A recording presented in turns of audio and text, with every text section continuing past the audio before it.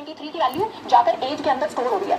उसी तरीके से अगर मैं यहाँ लिखूं एज इज इक्वल टू 25 तो राइट साइड की वैल्यू उठकर लेफ्ट साइड की तरफ जाकर स्टोर होती है। तो इसको कहते हैं असाइनमेंट रूल। ये इक्वल टू का जो साइन होता है इसको हम असाइनमेंट ऑपरेटर कहते हैं या असाइनमेंट कहते हैं। असाइन होना यानी वैल्यू जाकर स्टोर हो जाना। तो एज इज इक्वल टू 25 लिखने का मतलब होता है 25 वाली वैल्यू जाकर एज नाम के वेरिएबल के अंदर स्टोर होगी। अब पाइथन के अंदर एक तो है कि मैं वेरिएबल लिख दूं इज इक्वल टू समथिंग लिख दूं। उसके अलावा अगर मैं एक दूसरा वेरिएबल बनाती हूं एज 2 तो इसके अंदर मैं एक वेरिएबल की वैल्यू असाइन कर सकती हूं। मतलब अगर मैंने as 2 is equal to as लिख दिया तो इसका मतलब एज के अंदर जो भी वैल्यू है अब वो जाकर एज 2 के अंदर स्टोर हो जाएगी। तो एज 2 को अगर मैं प्रिंट करवाऊं यहाँ पर इस स्टेटमेंट को हटा देते हैं और फर्स्ट लाइन में मैं सिर्फ प्रिंट करूंगी एज 2 को।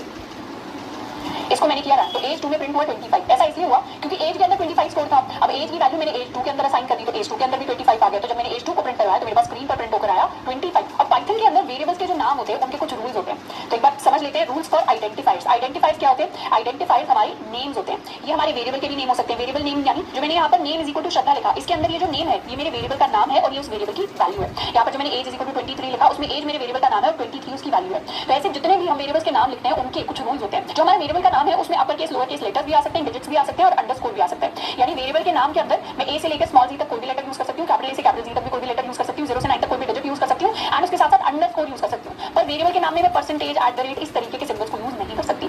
दूसरा रूल कहता है जैसे इसके एग्जांपल है कि मैंने अपने वेरिएबल को माय वेरिएबल नाम दे दिया, ये वेरिएबल अंडरस्कोर 1 दे दिया, वेरिएबल फॉर प्रिंट, ये सारे के सारे वैलिड नाम है। इसके अलावा जो आइडेंटिफायर होता है, आइडेंटिफायर मेरे वेरिएबल का नाम भी हो सकता है, आगे जाके हम फंक्शन पढ़ेंगे तो मेरे फंक्शंस के नाम भी हो सकते हैं एंड और भी जगह जहां भी मुझे नाम लिखने होते हैं चीजों के जैसे वेरिएबल के नाम हो वहां पर इन रूल्स को हम फॉलो करते हैं। दूसरा है कि आइडेंटिफायर जो भी होता है यानी वेरिएबल का नाम वो डिजिट से स्टार्ट नहीं हो सकता। मतलब आप इस तरीके से 1 वेरिएबल लिखें या वेरिएबल 1 लिखें ये तो वैलिड है बट ये वाली चीज वैलिड नहीं है क्योंकि यहाँ पर स्टार्टिंग में डिजिट आ गया। डिजिट बाद में आ सकता है पर स्टार्टिंग में कभी भी नहीं आ सकता।